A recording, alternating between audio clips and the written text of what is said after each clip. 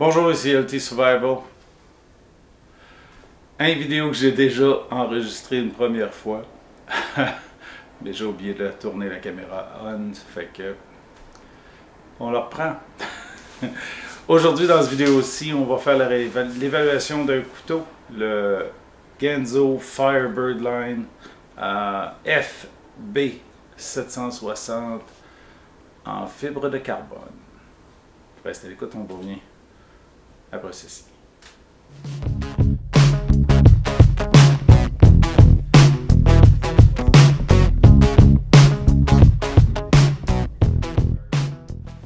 Comme je mentionnais, le couteau Genzo ou Firebird, fabriqué par Genzo, 760, ok, vraiment un beau couteau, une belle shape, un pocket clip qui est deep, ok, qui est profond, c'est-à-dire qui paraît pas, le couteau paraît pas beaucoup dans votre poche.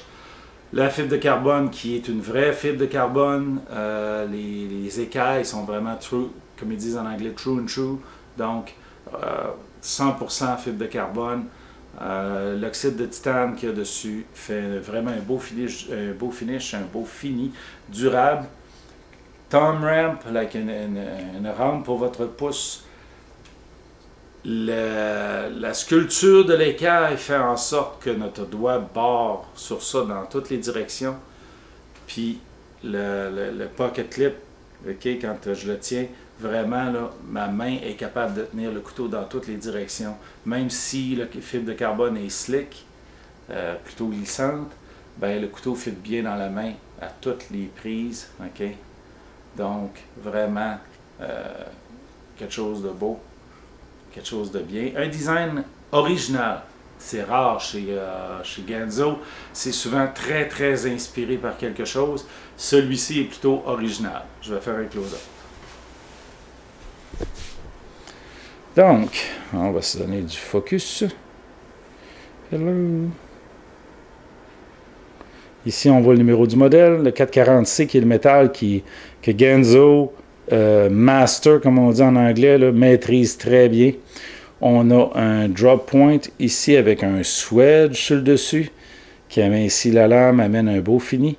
Un saber grind. OK. On a ici le jimping pour le pouce. Suffisant sans être agressif.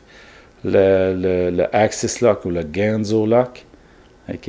Qui peut être manœuvré d'une seule main. Le hardware qui est bleu. OK, ici. L'oxyde de zinc, l'oxyde de titane encore gris sur le clip qui est profond, on le voit ici. Le clip est sous l'écaille, donc un seul côté pointe par en haut. Un grand lanyard hole ici et un spacer sur le dos ici. Le jimping n'a pas vraiment une efficacité. Par contre, dans la paume de la main, ça peut aider là, à garder le couteau. Le couteau n'est pas si épais que ça, il y a à peu près un demi-pouce. On voit ici le mill-out, l'allègement fait dans le métal. Elle se rapporte à toutes les... Ouh, on va se passer le doigt sur la lame. On le voit ici encore. Ici, on voit plusieurs trous. Donc, les liners sont allégés, aérés. Il y a une certaine sculpture ici qui permet de passer le pouce. Une poignée qui est quand même carrée. Okay. Malgré tout, la poignée est quand même carrée.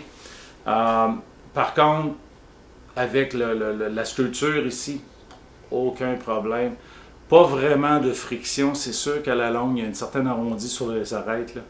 C'est sûr qu'à la longue, la poignée est un petit peu carrée. Donc, ça se peut qu'on en ressente. Mais vraiment, un beau produit, un produit qui est durable, parce que je l'ai utilisé sur les boîtes, vous avez vu, que des marques, quelques graphings là, dans l'oxyde de titane.